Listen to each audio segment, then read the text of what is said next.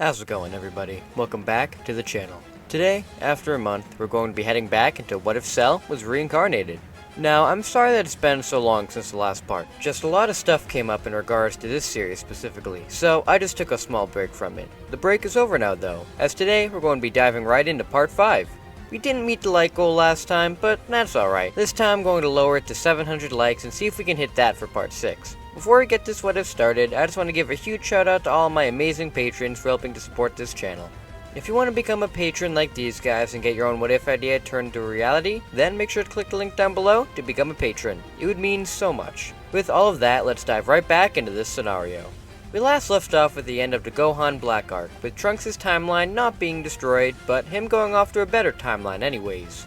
All of our heroes have gotten a lot stronger and have continued their training. The whole Gohan Black situation made Gohan way more motivated to train than before, as even though he technically won against him, it was his fusion who got him in the end. So he needs to keep up his training to prevent a threat like that from harming his family. He does that by training with Lek and Gotenks just like old times.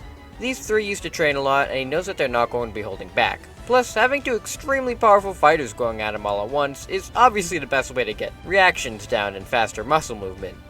Even though Lek is the strongest on Earth, Gohan is a close second, so he gets a lot of good benefit through training with Gohan. Though, to him it still doesn't feel all there. He is still the strongest, and no matter what, he doesn't know if Gohan will ever surpass him. He's glad there are so many strong people around, but he wants a good challenge now. He wants to feel like how he did in the Universe 6 tournament. Challenged. The only time he's ever really felt challenged in his life was with Majin Buu, but that was different, as it was for the fate of the world. He wants something like with Hit, where he could feel challenged, but in a tournament setting. For some reason, he really likes tournaments. He remembers when that Zeno guy showed up and suggested the idea for a multiversal tournament. Something like that just sounds so good to him. He can test his skills in a different kind of setting without putting the Earth or the universe in danger. He remembers Beerus telling the others to never mess with that guy, but he didn't seem like much when he saw him last. His guards were intimidating, but he's sure that they're all just looks. He's the most perfect being in the universe. He could find a way to take them on.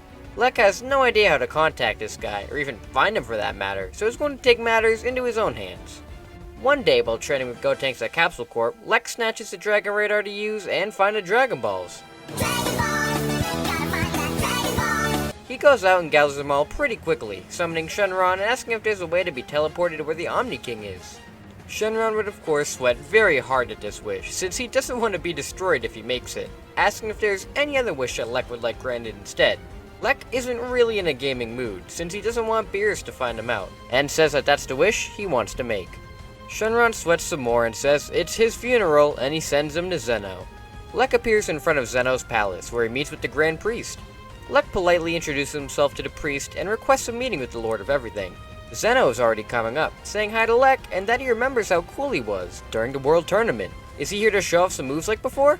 Lek says he's actually here to suggest that multiversal tournament that he mentioned before, and that he would love to compete.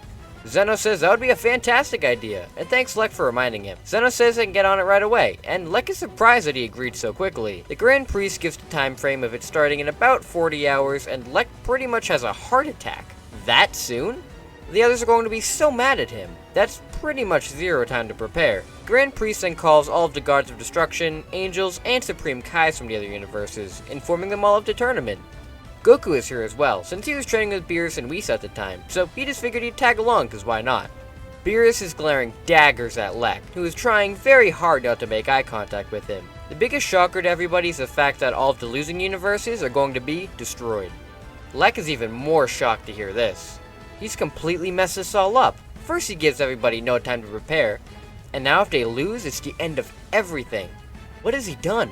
There's no need for an exhibition match, due to there not being a future Zeno, so the Grand Priest just sends everybody back to their own universe to prepare. Lek returns with Beerus, Whis, and Goku, and as soon as they get back, Beerus smacks Lek across the head, asking him what he was thinking. He's doomed them all. Lek doesn't just shrug off the whole ramifications of the incident like Goku did. Lek is completely crushed. He didn't think before he acted, and now everything that he's fought so hard for, his family, his friends, his reputation, all of that, is now gone. He promised them all he would be their new hero, and here he is bringing their destruction instead. He's no better than Cell. He begins to cry and says that he's really sorry. He didn't mean for things to turn out this way. Goku goes over to Lek and comforts him, saying that he knows how it feels to want a good fight. To be honest, he's been wanting a good fight too, and would have gone to Zeno and asked the same exact thing. If Lek didn't do it, he would have. And he heard Zeno. If he didn't ask at all, the universe would be destroyed without a chance for them to even fight for it. Luckily, Lek gave them all a fighting chance, so they shouldn't waste that chance and train hard to be able to save everybody. Lek wipes away his tears, thanking Goku for the kind words. That's really what he needed to hear. Goku instant transmissions Lek and him back to Earth, and Goku breaks the news to them about the Tournament of Power and how they all need to prepare. The recruitment arc will play out much faster, as Lek tells everybody what he did and how sorry he is at forcing this upon everybody. But luckily they forgive him. 17 says it was a very stupid thing he did, though now he knows that he can't do things like that again. This will be a very good learning opportunity. Plus, it's a chance to see his kid in action. He doesn't want to leave his island to fight, but luckily the Cell Jr. tells 17 that they'll stay behind to help defend the island. All except one of them, though. A Cell Jr. is pretty much as strong as the original Perfect Cell, since they've been training with Lek for a long period of time. So if they have at least one of them participate, that'll make the odds much better for all of them. Lek and 17 agree and bring back a Cell Jr. to join in. Goten and Trunks would replace Roshi and Tien this time, since they've already fought in a tournament before and have gotten so much stronger since then.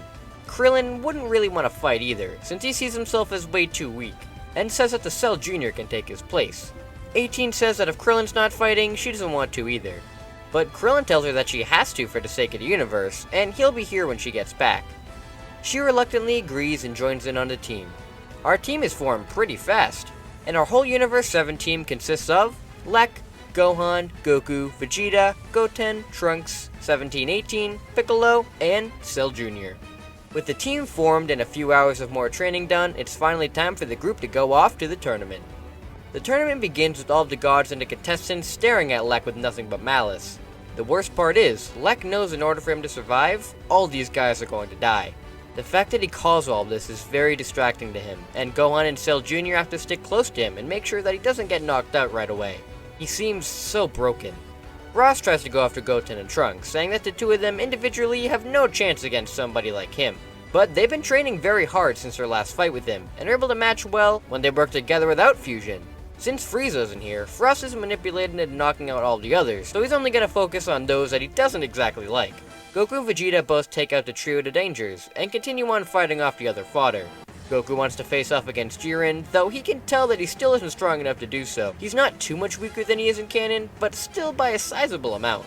He can't beat him alone, so he's going to wait for the others to be done with their own fights before he can face Jiren. Goku goes off to fight the other Pride Troopers instead, while Lek is able to fight off all the other fodder that goes near him. But for the most part, he's not really feeling up to it.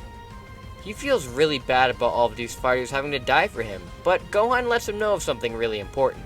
If they manage to win this thing, then they get a wish on the Super Dragon Balls, right? Well, if Lek really wants to redeem himself, then he needs to win this thing and use the Dragon Balls to bring everybody back. Lek asks Gohan if everything's as allowed, and he says, why wouldn't it be? Now, he just needs to go out there and win this thing. Lek smiles, as knowing this gives him back his fighting motivation he needs. Lek rushes the other fighters, managing to knock out a lot of the fodder fighters, and those who make up on Elaza. The ones he actually has to stop to fight though are Universe 6 Saiyans, who manage to get to Super Saiyan form, and curious to see what Lek can do. Since he isn't a Saiyan, but can still transform into something that resembles a Super Saiyan, it's quite odd to them. Lek is able to best Kaba and Caulifla, with pretty much no difficulty, since they don't really know how to control their powers yet. The one who has a surprisingly rough time with this is Kale, as even without her own Super Saiyan form, she is still a handful. She's getting mad at him hurting Caulifla, and he can tell that she's just like him, learning as she fights. He's gotta end this fast. The harder he strikes though, the more angry she becomes, and this eventually leads to her Berserker evolution. Lek tries to hold off Kale, and she's the only one so far to give him an actual challenge. He's doing his best, and is doing a much better job than anybody else did in canon, though it's not easy. She's blasting all throughout the ring, and is pushing Lek back a lot. He may not be being injured, though being pushed back and not be able to touch them isn't going to help him. Lek has to not use his raw strength, but all of the techniques he's learned to pin her down.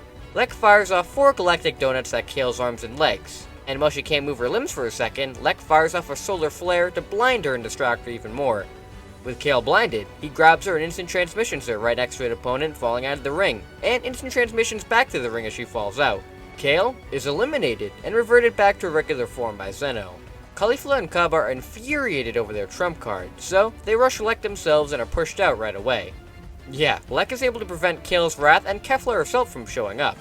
He is fully up for defeating the fighters, since he knows that they'll be coming back now.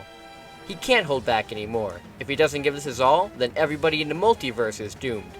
It's time for him to finally become the perfect being and save the multiverse. And that's where we're going to be leaving this part for right now. I know, Damon ending a video in the middle of the Tournament of Power arc? Impossible! Well, it's possible now, since I feel this video has gone on long enough, and I want to make the ending as good as possible. And I think it'll be better to do that if I split this tournament into 2 parts. So if you guys want to see the next part faster, let's see if we can get this part to 700 likes. I hope you guys enjoyed this video, and until we meet again. See you later!